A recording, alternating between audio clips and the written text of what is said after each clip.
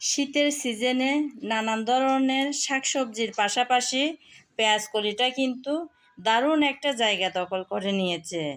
আর সেই পেঁয়াজ কলি দিয়ে আজকে বানাবো আমি পাকোড়া। তার জন্য আমি এখানে কিছুটা পরিমাণ চালের গুঁড়া আর বেসন মেখে নিয়েছি। এখানে আমি খাবার সোডা দিয়েছি আর কিছুটা পরিমাণ লবণ, সামান্য হালকা করে চিনি দিলাম। মিষ্টিটা আপনারা না দিলেও না দিতে পারেন। এখন আমি দিয়ে দেব পেঁয়াজ কলি, যেটা দিয়ে আজকের পাকোড়াটা বানাবো। দেখলেন তো বন্ধুরা কি সুন্দর কালার। এটা দেখতে যেমন সুন্দর, খেতেও কিন্তু সেরকম মজার হয় এই রেসিপিটা। এখন দিয়ে দেব কিছুটা পরিমাণ টমেটো কুচানো আর কাঁচামরিচ। মরিচটা আপনারা যে যা রুচি বা ইচ্ছে অনুযায়ী।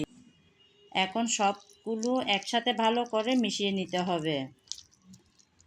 সবগুলো একসাথে ভালো করে মিশিয়ে নিয়ে আমি বেশিক্ষণ রাখবো না, বেশি হলে 3-4 মিনিটের মতন রেখে দেব।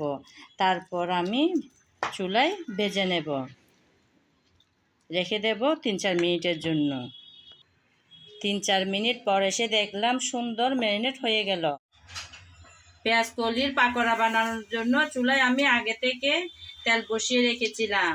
তেল গরম হয়ে যাওয়ার পর আমি একটা একটা করে একটা চামচের সাহায্যে এভাবে দিয়ে দিচ্ছি। কিছুটা পাকোড়া আমি এভাবে রেডি করে তারপর আপনাদের সামনে ফিরে আসব।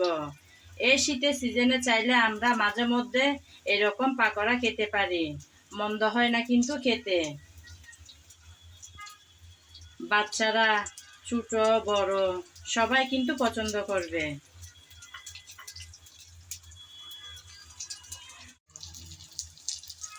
একটা সাইড ভালো করে ভেজে ওঠার পর আমি আরেকটা সাইড উঠিয়ে দিচ্ছি।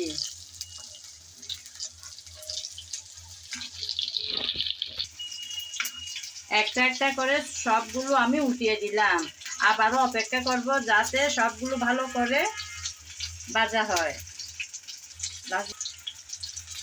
উল্টিয়ে পাল্টিয়ে আমি দুটো সাইড ভালো করে ভেজে নিলাম। এখন তুলে নেব। আমার আজকের ভিডিও যদি আপনাদের ভালো লেগে থাকে আমার চ্যানেলটি সাবস্ক্রাইব করে আমার পাশে থাকবেন। আর যদি ফেসবুক পেজে দেখে থাকেন তাহলে পেজটি ফলো করে দেওয়ার অনুরোধ রইল।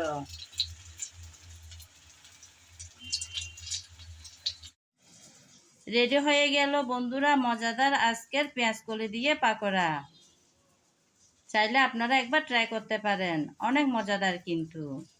আজ এ পর্যন্ত, সবাই ভালো থাকবেন, নমস্কার।